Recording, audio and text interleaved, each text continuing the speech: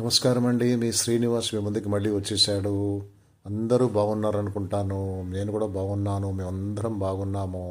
నేను మీకు మొన్నటి వీడియోలో చెప్పాను, మేము కాశీ యాత్రను తలపెట్టాము, కాశీ యాత్రకు వెళ్తున్నాము, కుటుంబ సమేతంగా బంధువుల సమేతంగా వెళ్తున్నామని. మొత్తం బంధువులందరం కలిసి మేమందరం 20 మంది అయ్యామండి. అందరం కలిసి కాశీయాత్ర 7వ తారీఖు ఫిబ్రవరి 7వ తారీఖు మొదలైంది కాశీయాత్ర. మనకి హైదరాబాద్ నుంచి కాశీకి వెళ్ళాలంటే చాలా రవాణా సౌకర్యాలు ఉన్నాయండి. దండిగా ట్రైన్స్ కూడా ఉన్నాయి. డైరెక్ట్ ట్రైన్స్ మనకి హైదరాబాద్ నుంచి వారణాసికి ఉన్నాయి. మనకి పట్నా ఎక్స్ప్రెస్ 10 గంటలకు బయలుదేరుతుంది, అదైతే డైరెక్ట్ ట్రైన్ అండి. అలాగే వరంగల్కి వెళ్తే మనకి చాలా ట్రైన్స్ కూడా మనం క్యాచ్ చేయొచ్చు, వరంగల్ టు వారణాసి. మేమందరం కూడా మా గ్రూప్లో చాలామంది పెద్దవారు ఉన్నారు కాబట్టి మేము ఫ్లైట్ ప్రిఫర్ చేసుకున్నామండి. Hyderabad to Varanasi direct flights కూడా ఉన్నాయండి. మేము ఎన్నుకున్న ఫ్లైట్ 12:50 పొద్దున, మధ్యాహ్నం 12:50కి బయలుదేరి 2:15కి మధ్యాహ్నము వారణాసి ఇల్లు చేరిందండి ఫ్లైటు. డైరెక్ట్ ఫ్లైట్ అయితే మనకి 1.5 అవర్ ఫ్లయింగ్ అండి. లే ఓవర్ అయితే 3 గంటల నుంచి 4 గంటలు ఉంటుంది. ఇది డైరెక్ట్ ఫ్లైట్ అండి. మొదటి రోజు మేము దిగంగానే ముందుగానే మేము సెలెక్ట్ చేసుకున్న హోటల్కి వచ్చి మేము బసని మేము ఏర్పాటు చేసుకున్నాం ముందుగానే.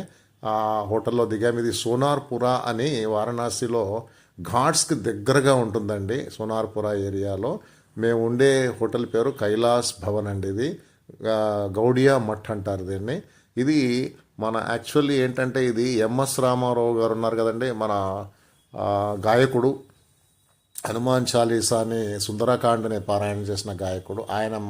ఆయన మెమరీలో ఇది కట్టారు. ఈ పెద్దగా మట్లాగా కట్టారండి. చాలా రూమ్స్ ఉన్నాయి, నియర్లీ 30 రూమ్స్ ఉన్నాయి ఇక్కడ.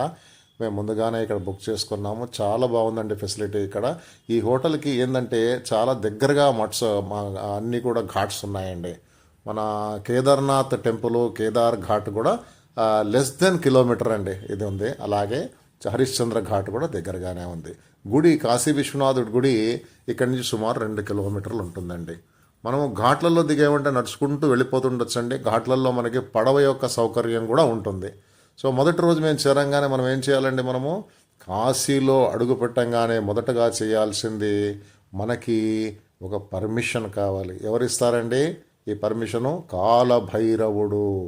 కాబట్టి సాయంత్రం మేమందరం కూడా చేరిన రోజే 7వ తారీఖు సాయంత్రం మొదటి రోజు కాలభైరవుడి దర్శనానికి వెళ్ళిపోయినాము. కాలభైరవుడి దర్శనం చేసుకొని అక్కడి నుంచి ఆ గుడికి దగ్గరలోనే మృత్యుంజయ స్వామి గుడి కూడా ఉంది. ఆ గుడికి వెళ్ళేసి ఆ స్వామిని దర్శనం చేసుకొని అక్కడ తీర్థ ప్రసాదాలు తీసుకొని అక్కడనే అదే గుడిలో ధన్వంతరి బావి అని ఒకటి ఉందండి. అక్కడ కూర్చొని చేది నీళ్లు పోస్తూ ఉంటారు. ఆ నీళ్లు మనం తీర్థంగా స్వీకరించి మనం చాలా తీసుకోవచ్చండి నీళ్లు.